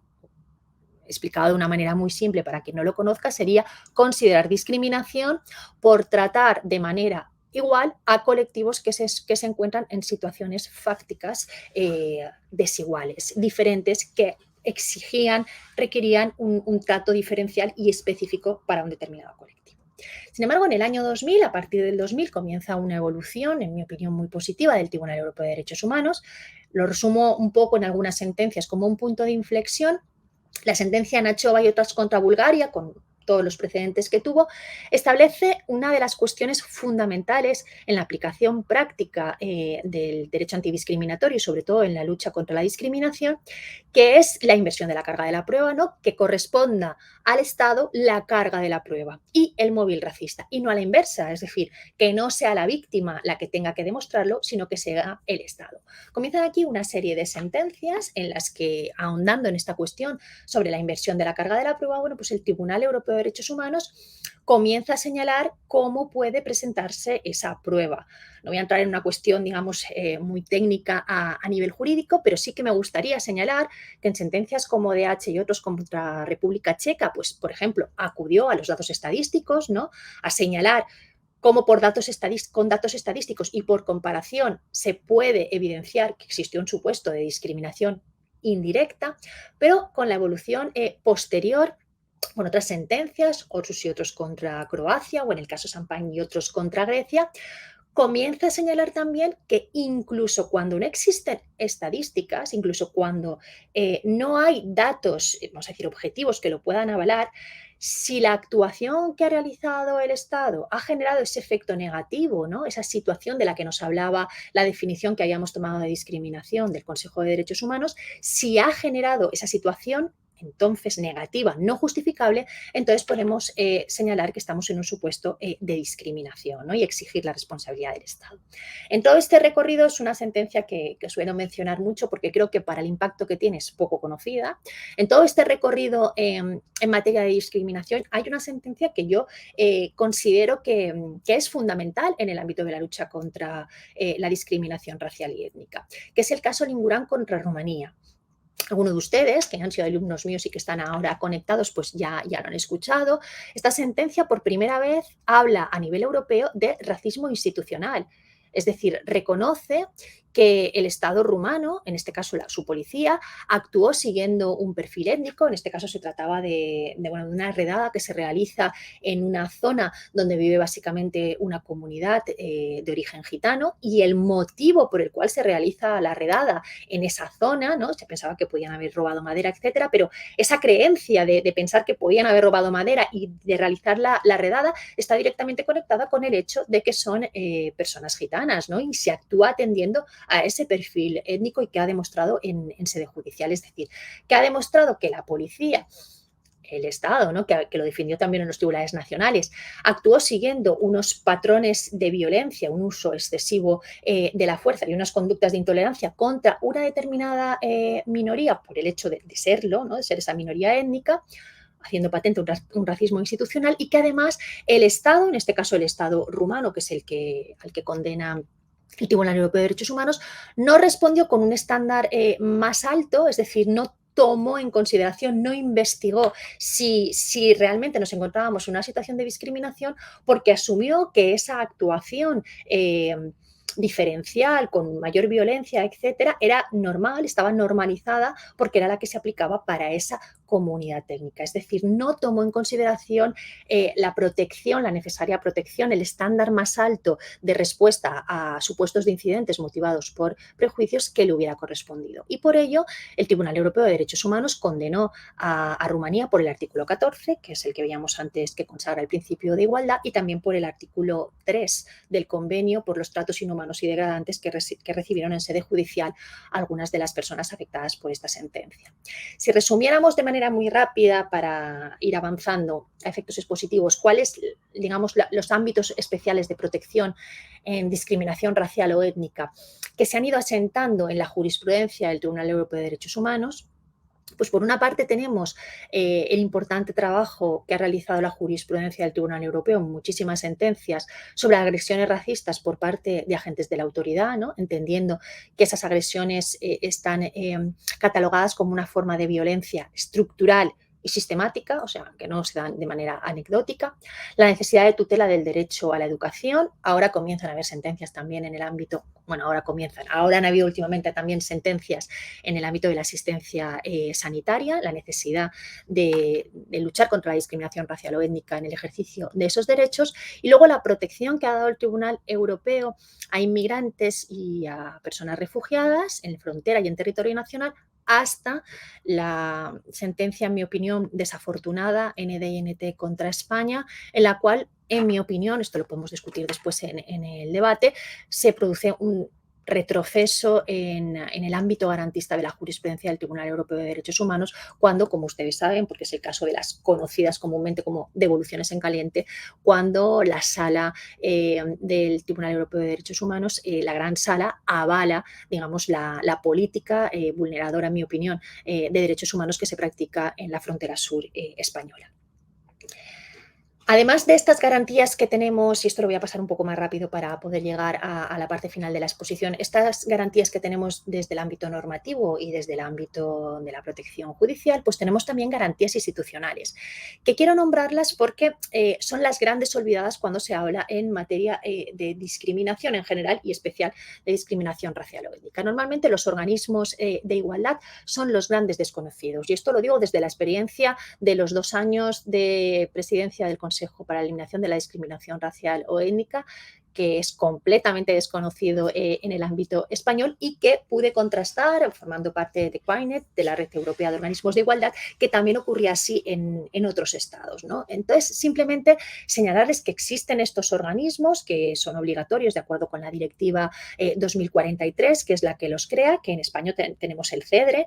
Aquellas personas que me están viendo conectadas, que trabajan desde la Red de Asistencia de Víctimas, esta es, en mi opinión, el gran logro del Consejo para la Eliminación de la Discriminación Racial o Étnica en España. Mi reconocimiento y mi felicitación a todas las organizaciones que participan en la Red de Asistencia a Víctimas, que es SAODRE, ¿no?, que, bueno, pueden consultar su página web, pero lo que hace es, bueno, pues acompañar a las víctimas en estos casos de incidentes por discriminación racial o étnica. El Consejo, además, tiene recomendaciones, acciones de sensibilización, acciones de formación, etcétera, y se forma parte, digamos, del conjunto de organismos de igualdad a nivel europeo, que son diversos, y esta es una de las críticas que ahora luego veremos que hace la Comisión, porque, bueno, en algunos países pues sí que tienen un apoyo más firme, ¿no?, como por ejemplo en Francia o en Alemania. Francia ha sido desde luego la pionera en este ámbito. En España, en mi opinión, como en otros estados, pues existe un marcado desinterés político que he podido comprobar, como les digo, de primera mano sobre estos organismos, y luego hay contextos como en Italia, en Polonia, en Rumanía, en Chipre, donde en realidad hay más bien una hostilidad política frente a los organismos que trabajan en materia de igualdad de trato racial o étnico. Y llegamos con esto a la parte final de la exposición, porque me gustaría tener tiempo para la reflexión, para las conclusiones, para las preguntas, ¿no?, para los comentarios. La parte final de la intervención, después de la fundamentación, del análisis normativo, de los datos que nos demuestran que sigue creciendo las situaciones de racismo, de xenofobia y discriminación racial o étnica, y de contrastar la importante labor que han realizado tanto desde el ámbito judicial como los organismos de igualdad, ¿qué retos de futuro tenemos? Bueno, retos de futuro tenemos muchos, pero algunos, y estas son las cuestiones que a mí especialmente me preocupan y que me gustaría discutir con ustedes, tienen que ver con lo que podríamos decir viejas o tradicionales formas de discriminación, y otras que serían como nuevas formas de discriminación. En el ámbito de las viejas y tradicionales formas de discriminación, uno de los aspectos que está tomando mayor importancia a nivel europeo es el denominado antigitanismo, que es la expresión que utiliza la Unión Europea en el Plan de Acción Antirracismo y en la recomendación también del Consejo de marzo de 2021 para la igualdad, la inclusión y la participación de la población gitana.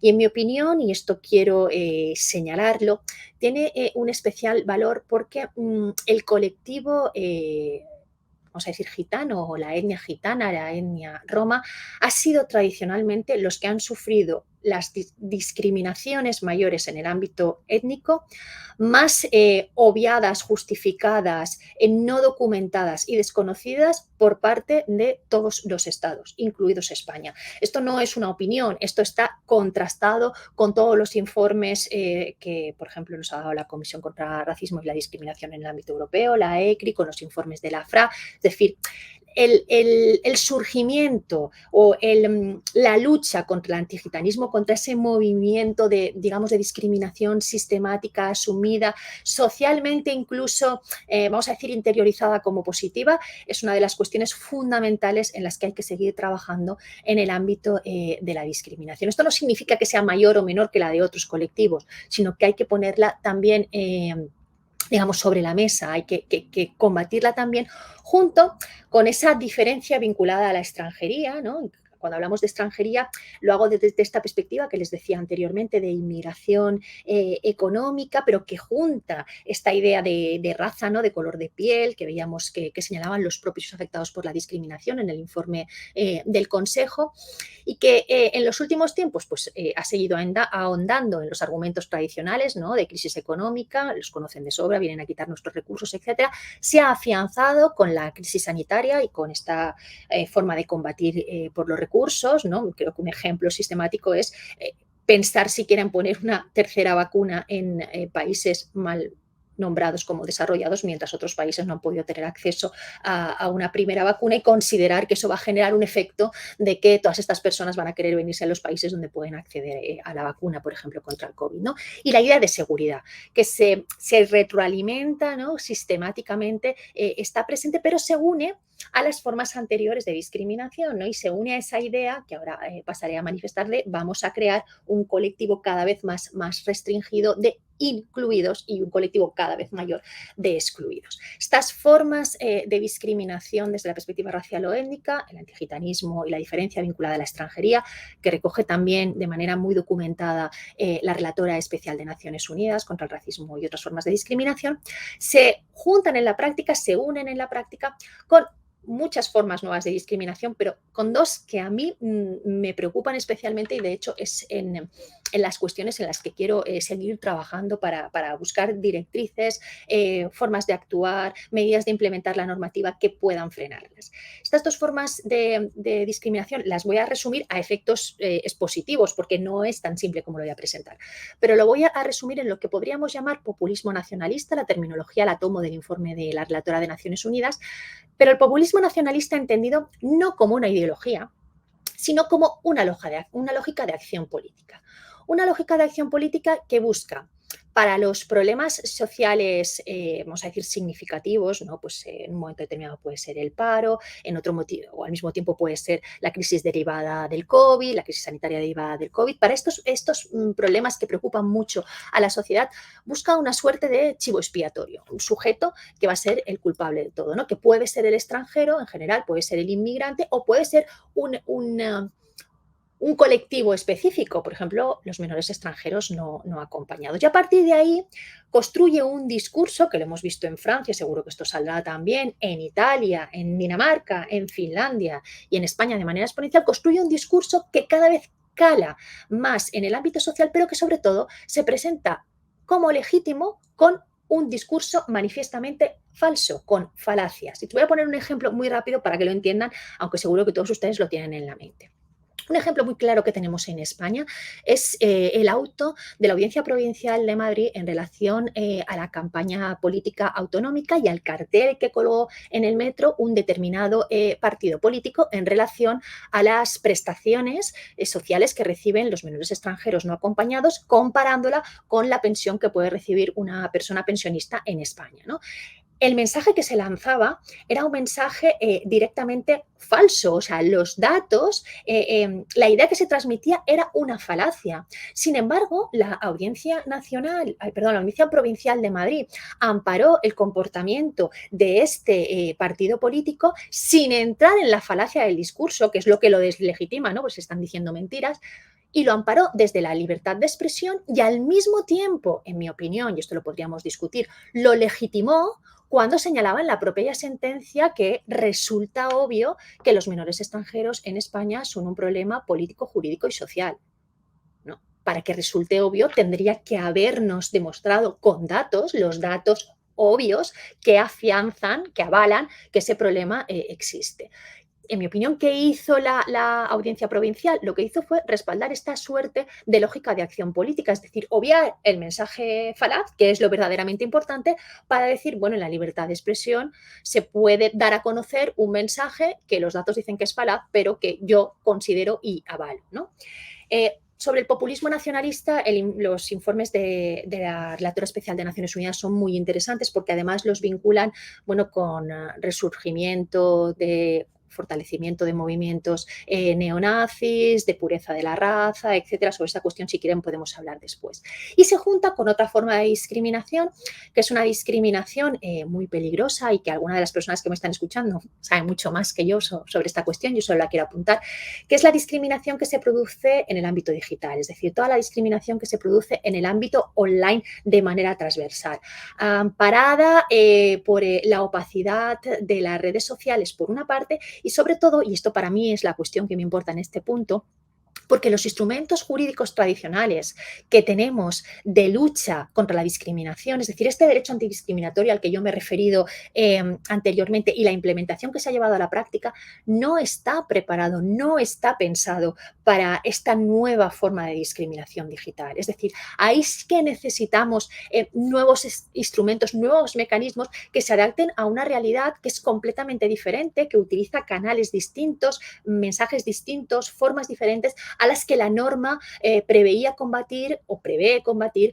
en el momento en el que surgió y que no es la realidad actual, ¿no? Y además estas dos formas nuevas de discriminación muy potentes se aunan entre ellas, es decir, el crecimiento del populismo nacional utilizando medios digitales, como demuestra el informe de la Relatora Especial de Naciones Unidas, en los últimos 2 años ha sido muy elevado, ¿no? Ha sido creciente.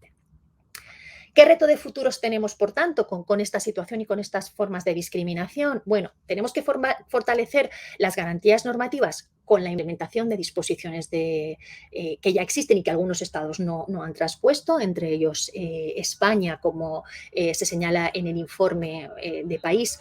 Hay algunos aspectos que todavía, vamos a decir, que son mejorables, ¿no? Que no ha existido una plena transposición.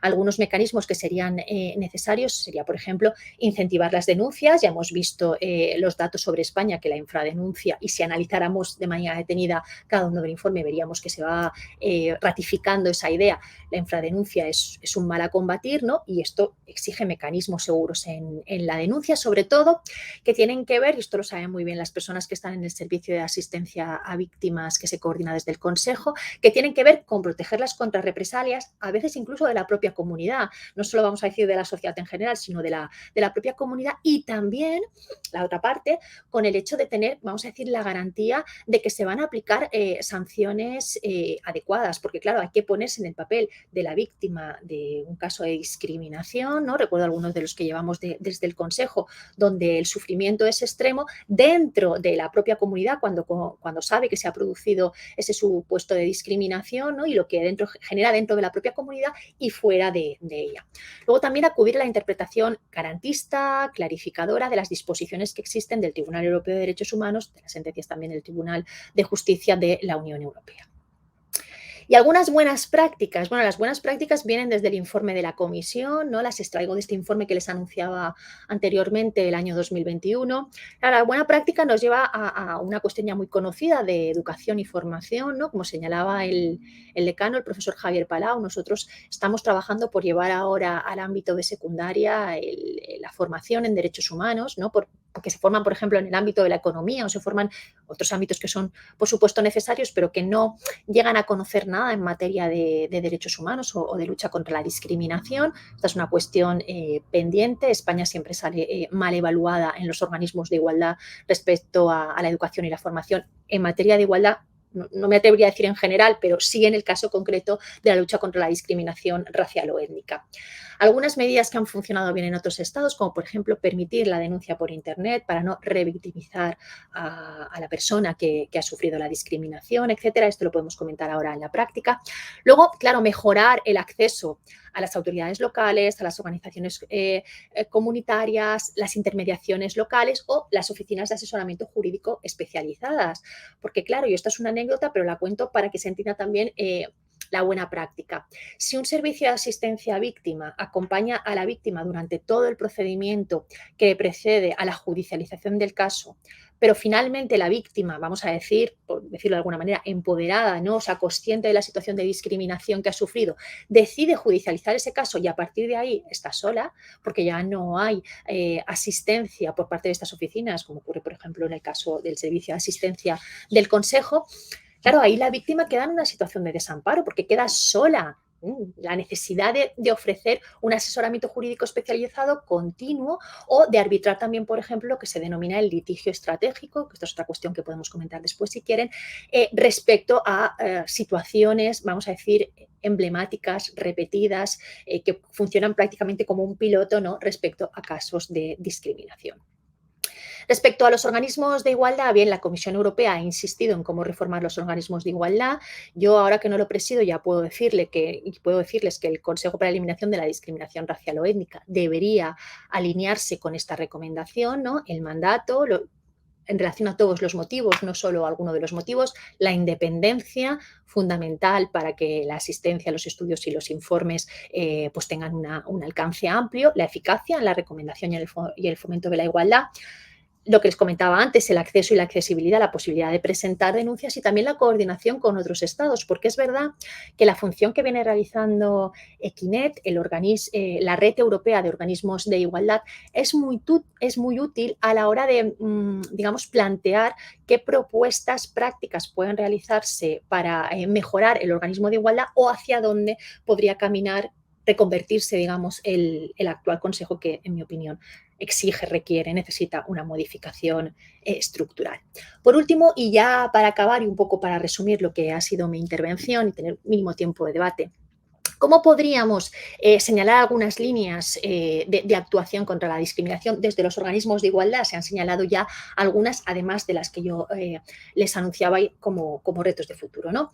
Una cuestión fundamental en las que han insistido en todos los informes de los últimos 5 años la Red Europea de Organismos de Igualdad y que está en el último también, es la necesidad de, digamos, combatir las restricciones y los obstáculos políticos, ¿no? Por ejemplo, pues en el caso de Rumanía, y lo digo porque aparece en el propio informe, el que sistemáticamente ese racismo, a pesar de las condenas del Tribunal Europeo de Derechos Humanos, etcétera, continúa siendo una práctica manifiesta, ¿no? Entonces, ¿cómo combatir, cómo establecer medidas transversales a todos los niveles que permitan, digamos, superar, obviar, básicamente los obstáculos políticos en materia de la lucha contra la discriminación.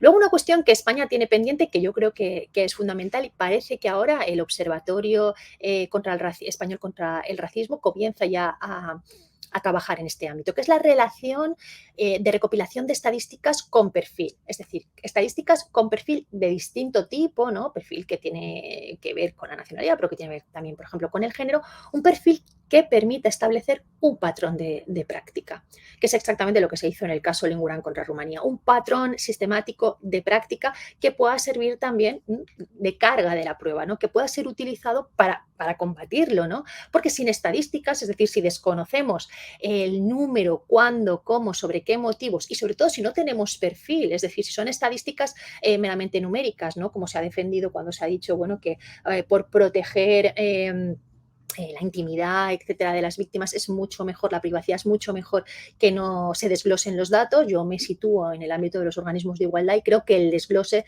estadístico es fundamental para el establecimiento de patrones. Y luego, obviamente, esos patrones que sean accesibles, ¿no? Que para, por ejemplo, cuestiones probatorias, la víctima no se encuentre con la dificultad de no poder acceder a datos relevantes. Yo no sé si la mayoría de ustedes ya conocerían algunos de los datos que yo les he dado, pero muchas veces lo que ocurre en la práctica es que cuando se intenta combatir en el ámbito de la discriminación, pues no existen estadísticas que permitan avalar, no están desglosadas, que es la cuestión anterior, que permitan avalar el caso que se presenta, ¿no?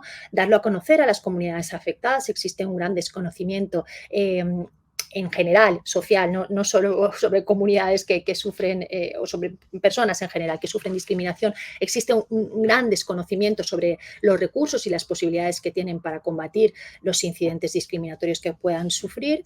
Y después insistir, y esto es una cuestión en la que el último informe de Equinet, digamos, es pone de manifiesto que es una cuestión pendiente, en que los estados, España entre ellos, tienen que cumplir los estándares jurisprudenciales de la carga de la prueba, que corresponde en estos supuestos de discriminación a cada uno de los estados, como les anunciaba, por la labor que ha realizado la jurisprudencia del Tribunal Europeo de Derechos Humanos. Veo el tiempo y creo que me he excedido un poco en lo que era el tiempo que tenía para mi intervención, pero he procurado darles un panorama general. Ahondaremos en las cuestiones específicas en cada uno de los aspectos de la discriminación en el ámbito del racismo y la xenofobia a lo largo de estos 2 días intensos de seminario. Y ahora quedo a su disposición por si quieren plantearme cuestiones, comentarios, preguntas, etc. Muchas gracias. Muchas gracias, Ángeles. Soy Albert Mora, compañero de la profesora Solanes en el proyecto Multiuri, en el equipo Multiuri, y aparezco ahora un momentito solamente al final de la intervención. Bueno, en primer lugar, aprovechar para agradecerle a Ángeles que aceptara ser nuestra portavoz y no solamente la investigadora principal, sino la persona que se encargara de la conferencia inaugural, que siempre pues, es una conferencia especialmente importante y comporta pues, también una preparación importante, y queremos agradecerle que se haya encargado ella de este papel, ¿no?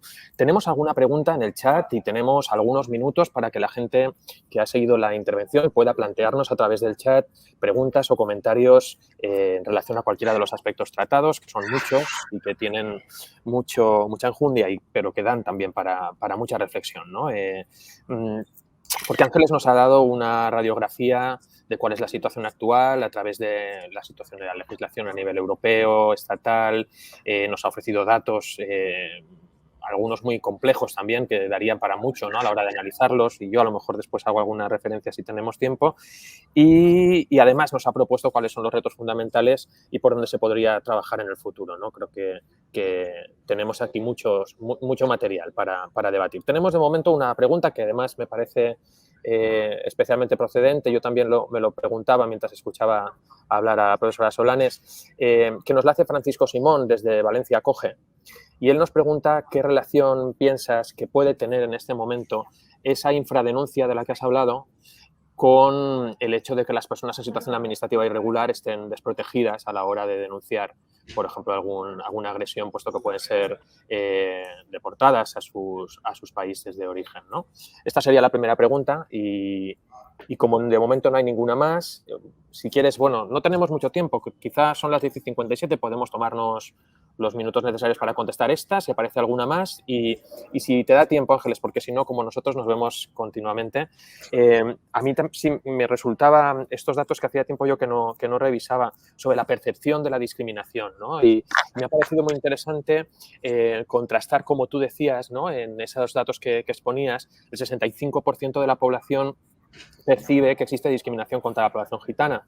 Pero luego cuando hablabas precisamente de esas viejas formas de discriminación y de cómo han sido invisibilizadas y cómo el antigitanismo no es un problema para la sociedad, no se percibe como un problema, ¿no? Te quería preguntar si tú crees, o cómo interpretarías tú, ¿no?, esa elevada cifra de conciencia sobre la discriminación con la elevada cantidad de discursos discriminatorios y, en fin, la población española, el 65% cree realmente que existe discriminación contra la población gitana. No sé si tendrá que ver, o en parte estarás pensando también en las definiciones sobre la discriminación o en dónde se sitúa la discriminación, que eso también lo ha trabajado muy bien María José Aguilar, ¿no? Es decir, la discriminación existe en España, pero no existe en mi pueblo y no existe en mi persona, ¿no? En fin, no sé qué tipo de reflexiones te despierta a ti esa cifra tan elevada de reconocimiento de que en España hay discriminación contra la población gitana, ¿no? Y luego tenemos, puedes dejar lo mío para el final o para después, Ángeles, porque van apareciendo nuevas preguntas, ¿no? Alina NH nos dice, cuando los inmigrantes alcanzamos el estatus de ciudadanos. Dice, de España, en nuestro caso, y su corolario al número creciente 88% cuando no se interpone denuncia. No hago referencia al acceso a la nacionalidad. No sé si interpreto adecuadamente la pregunta. No sé si tú la ves también en el chat, Ángeles. Sí, la veo. Ahora la veo. Vale. Bueno, voy a contestar estas preguntas a la espera de que quizá aparezca alguna más. No sé exactamente si he entendido la de Alina, pero si no, ahora que, bueno, que la vuelva a reformular si no la he entendido bien. Bien, en primer lugar, en relación a la pregunta de Francisco Simón, Paco, si me lo permites, bueno, la relación que hay es una relación directa. Es decir, esto es una cuestión que yo ya traté porque no lo conseguí, de combatir cuando era la presidenta del Consejo para la Eliminación de la Discriminación Racial. Hubo entonces un caso, digamos, que puso de manifiesto ese contacto directo que hay entre el hecho de que se coloca en situación de desprotección a las personas porque al ir a denunciar otros hechos que nada tienen que ver con la extranjería, se activan los expedientes de extranjería y la posibilidad de abrir un expediente que en su caso lleve a la expulsión. Yo en ese momento... y esto, como está documentado, se puede comprobar, di varias entrevistas en radios, en periódicos, etcétera. E intenté un poco poner en valor la idea de que consideraba que la ley de extranjería colocaba en situación de indefensión a las personas en situación administrativa irregular, que desincentivaba la denuncia, porque los lugares de denuncia, además, no deben de ser las comisarías, sino que deben de ser los juzgados, pero en su caso, siendo las comisarías, las fuerzas y cuerpos de seguridad del Estado, están obligados a cumplir la normativa vigente y, por lo tanto, a tramitar la denuncia cuando no a abrir un expediente de expulsión, y proponía en ese sentido, bueno, pues una protección semejante, hice en ese momento la comparación, a la que tienen en algunas ocasiones las víctimas de violencia de género. Yo creo que esto es una cuestión pendiente en el ámbito de la legislación de extranjería, que estigmatiza y que coloca en situación de indefensión a las personas en situación irregular. Yo, cuando dejé el Consejo, hice una propuesta de recomendación al respecto, para que se visibilizara por parte del Consejo también que es necesario separar, digamos, lo que es la garantía del Estado de Derecho, a partir de la cual se puede dar la denuncia por cualquier tipo de situación vulneradora de la ley, de lo que es la situación administrativa irregular, que nada tiene que ver con situaciones penales, etcétera, sino, como su nombre indica, con una situación administrativa. El Consejo no concretó esa recomendación, pero ya que Paco me pregunta mi opinión, la respuesta es que la relación es una relación directa, que la legislación de extranjería desincentiva la denuncia y que eso, en mi opinión, es una vulneración de la legalidad vigente, y que muchas veces, tampoco siempre, pero muchas veces, los cuerpos de seguridad del Estado, en esos casos en los que priorizan la apertura de un expediente que puede dar lugar a la expulsión frente a la tramitación de una denuncia de un determinado caso, lo que están haciendo es incumplir la legalidad vigente. No sé si con esto he contestado a la respuesta, pero bueno, sobre este tema habría que discutir mucho, pero sobre todo habría que modificar la ley de extranjería para proteger a las personas en situación administrativa irregular y priorizar la denuncia. Luego, respecto al caso que me planteaba Albert, bueno, yo, por el trabajo que he realizado con la Fundación Secretariado Gitano, que he trabajado muchísimo trabaja, ¿no? Desde aquí mi reconocimiento, seguro que hay alguien conectado que pertenece a la Fundación, mi reconocimiento al trabajo que realiza. Yo creo que en España, sobre todo, la cuestión es que en abstracto existe una percepción de sí, son discriminados, pero en concreto esas actitudes que yo hago como discriminadoras, yo no las percibo como discriminación. Y esto es una cuestión que en un estudio que realizó la Fundación Secretariado Gitano sobre el abandono a edad temprana en el ámbito educativo y las relaciones que existían en la escuela con las personas de etnia gitana, se ponía en evidencia. Es decir, aunque se pudiera considerar que en abstracto una determinada acción podía ser considerada discriminadora, cuando se realizaba en la práctica en el aula no se consideraba como tal. Yo creo que ahí hay un desfase, y esto es una forma muy rápida de resumirlo para no entretenerme más y poder contestar a la última pregunta. Hay una especie de desfase entre lo que es una consideración teórica y lo que es el racismo líquido. A mí la expresión racismo líquido me gusta mucho porque es el que todos tenemos, el que todos practicamos y el que hemos interiorizado de tal manera que ni siquiera lo percibimos como tal. Incluso las personas que son víctimas de un racismo, vamos a decir, sólido, ¿no? Incluso estas personas que sufren racismo sólido directamente por cualquier causa, pueden tener prácticas de racismo líquido. Por eso señalaba yo que no basta con no ser racista, sino que hay que ser antirracista, ¿no? Esas medidas prácticas que permitan combatir esas formas de injusticia social. Y luego la pregunta de Alina, no sé si la he entendido muy bien, ¿no? La pregunta es: ¿cuándo los inmigrantes alcanzamos el estatus de ciudadanos? Es decir, ¿cuándo se interpone denuncia? Yo creo que la pregunta que me está realizando, porque dice, no hago referencia a la nacionalidad, es decir, no es a que seamos españoles, sino cuándo estaríamos en un estatus jurídico más favorable que permitirá, conectando con la pregunta que me hacía Francisco Simón, ¿no?, permitirá practicar una denuncia, ¿no?, sin problemas, por decirlo de alguna manera, ¿no? Claro, aquí la diferencia es entre la situación administrativa regular o irregular. Si he entendido la pregunta, Lina, si no es así, me lo dices, ¿no? Me lo señalas en el chat. Claro, la pregunta que me hacía Paco tiene que ver en personas que están en tal situación de desprotección, la situación administrativa irregular, que no se atreven a denunciar. Claro, las personas en situación administrativa regular, un estatus de ciudadano es que la concepción ciudadanía es una concepción de índole más bien política, vamos a decir, ¿no? En cuanto a pertenencia y participación, etc. Pero desde esta dimensión jurídica, ¿no? y de la seguridad jurídica, digamos, que puede tener uno a la hora de ir a presentar la denuncia, en teoría tendría que ser independiente del estatuto jurídico que uno tiene, si está en situación administrativa regular o irregular. Pero en el sentir general y respecto a la población que me señalaba anteriormente Paco, pues yo creo que la situación administrativa regular coloca en una situación, vamos a decir, de mayor garantía. Con todo, quiero insistir, porque luego lo que uno dice se entiende de otra manera, quiero insistir en que, en mi opinión, la situación administrativa de las personas sometidas a la legislación de extranjería es irrelevante a la hora de interponer, debe ser irrelevante a la hora de interponer una denuncia, porque el acceso a la tutela judicial efectiva y la posibilidad de presentar denuncias es un derecho que está garantizado en nuestra normativa y que como tal tiene que aplicarse, ¿no? Y si no ocurre así, entonces estamos en un caso de incumplimiento de la normativa vigente. A ver, no sé si hay más preguntas. Mira, hay algunos comentarios, Ángeles. Si te parece, tomamos una pregunta muy directa que conecta con el inicio de tu intervención y lo dejamos ahí para poder respetar el programa y volver a las 11:30. La pregunta nos la lanza Mamadou Guye y nos formula: ¿se puede hablar de racismo sin raza si los motivos principales de discriminación son por el fenotipo? A mí me para la policía por ser negro. Sí, sí. Me gusta mucho, gracias Mamadou por esta pregunta, y me gusta mucho la forma que tú la has planteado, porque precisamente en tu pregunta está la respuesta, porque tú has dicho, a mí me para la policía por ser negro, no por ser humano. Esa es la cuestión que yo quería transmitir, igual lo he hecho un poco rápido, ¿no? La raza, en mi opinión, es la raza humana. Esa es la única raza que existe. Y la raza humana y la dignidad humana que va unida a ella, que es la base moral que pasa al derecho en forma de derechos humanos, es una, y todas las personas, por el hecho de serlo, la comparten. Ahora, el color, como tú muy bien has dicho, el color, digamos que es una cuestión muy visual, que se identifica a primera vista, o la posible pertenencia a una etnia por una determinada apariencia, o el posible aspecto que te deriva hacia la condición de no nacional, ¿no? Hacia una determinada condición de extranjería. Eso es un motivo de discriminación. Yo cuando he hablado de racismo sin raza era para reivindicar que existen discriminaciones, como estás diciendo tú muy bien, basadas en el color, en esa identificación que te hacen por una creación ficticia, de decir, bueno, pues el color azul va a ser mejor y el color verde va a ser peor. Es una creación ficticia, ¿no? El color vinculado a la piel o la etnia o el origen nacional o la lengua o la religión, pero no es una cuestión vinculada a la raza. ¿Y por qué insisto en esta cuestión?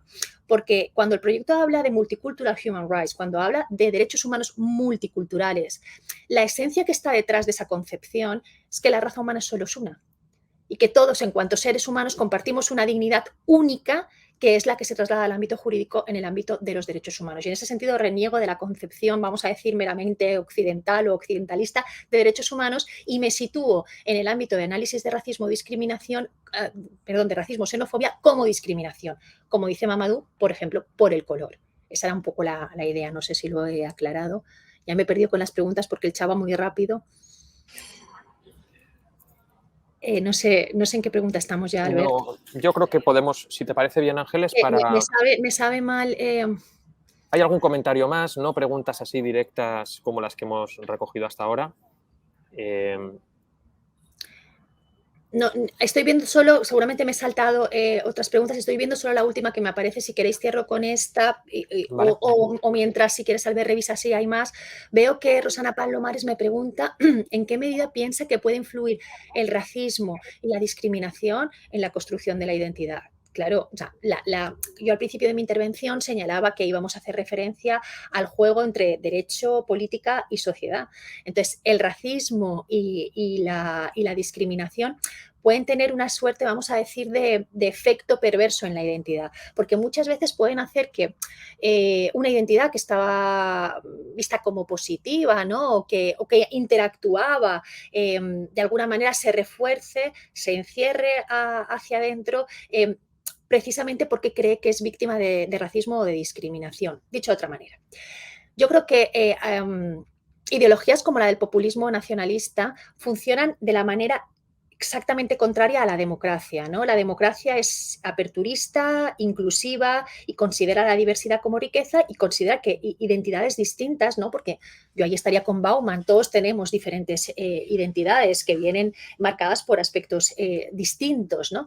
Pero esas identidades que pueden, como Bauman dice, generar raíz, ¿no? Esas identidades vinculadas al ámbito pues, religioso o a un ámbito cultural, al ámbito de la lengua también, por ejemplo, pueden tender a encerrarse en sí mismas y a convertirse todavía más radicales cuando se ven atacadas desde el exterior. Eso es precisamente, en mi opinión, lo que busca el discurso del populismo nacionalista. Es decir, lo que busca es actuar de la forma contraria a la democracia. En lugar de generar una convivencia que sea inclusiva, aperturista, plural, que dé cabida a distintas identidades, lo que hace es cerrar, crear una comunidad exclusiva y excluyente que hace que, por decirlo de alguna manera, se rebelen el resto, ¿no? Entonces, hay una relación directa, yo creo, en mi opinión, entre racismo, discriminación y, vamos a decir, generación de identidades cada vez más fuertes hacia el interior. Y no sé si he contestado. Tenemos una última pregunta y si te parece, ¿no? Ángeles, acabamos ahí. Voy a leer la última pregunta de Lola. Es de Lola Duato, de la OAC de Valencia. Vale, para empadronarse, el padrón. Para empadronarse un inmigrante que vive en una habitación tiene que ir a la policía para verificar que vive allí. El riesgo para un inmigrante sin papeles es grande. Sí, yo, Lola, no sé si me haces esta pregunta, ojalá que sí, porque sabes que el padrón es una de mis grandes pasiones. Yo siempre he defendido que el padrón municipal es una forma de acceso a los derechos hasta que se estableció la conexión directa entre que la policía podía consultar los datos del padrón. Es verdad, Lola, lo que tú señalas de que para las personas en situación administrativa irregular, el hecho de que se verifique por parte de la policía que viven donde viven puede ser un factor de peligro. Y desde luego sería deseable, digamos, que no se hubiera producido o que volviéramos a reformar la ley en el sentido contrario, esa conexión del acceso de la policía a los datos del padrón. Pero, y esto lo digo con conocimiento de causa, ¿no? La cuestión principal cuando una persona está en situación administrativa irregular es la situación administrativa irregular. Entonces, si a mí me preguntara si le compensa inscribirse en el padrón, siempre le diría que sí, porque aunque los riesgos que supone que la policía lo verifique, aunque un día vaya por la calle y la policía le pueda parar sin necesidad de que vaya a su casa, ahí el problema es la situación administrativa irregular y cómo salir de ella. Pero en España, en todas las pequeñas posibilidades que hemos tenido de regularización, no digo de regularizaciones masivas, sino cuando ha funcionado en su momento la posibilidad de arraigo, etcétera, siempre el padrón es la prueba que se va a pedir. Y además, los derechos sociales en su ejercicio práctico, educación, sanidad, etcétera, están vinculados al padrón. Entonces, aunque es cierto y es lamentable lo que comentas, de que la policía pueda verificar, digamos, que una persona irregular vive donde vive, etcétera, y a partir de ahí activar unos mecanismos que no serían pertinentes, con todo, las ventajas que da la inscripción en el padrón, en mi opinión, hacen que la inscripción padronal sea necesaria. ¿Cuál sería la pauta a seguir? Volver a la modificación anterior, es decir, que la policía no pudiera acceder o no fuera quien verificara, ni pudiera acceder a los datos del padrón, ni pudiera verificar dónde vive no solo las personas en situación administrativa irregular, tampoco los regulares, o sea, con otros mecanismos. Y no sé si he contestado todo, pero lo he intentado. Sí, Ángeles, muchas gracias por tu intervención, por este turno de preguntas y respuestas. Muchas gracias a la gente que ha seguido la presentación de la profesora Ángeles Solanes y por todos los comentarios y preguntas. Nos vamos a volver a ver enseguida. Tenemos un cuartito de hora para descansar y a las 11:30 estamos de vuelta. Muchas gracias.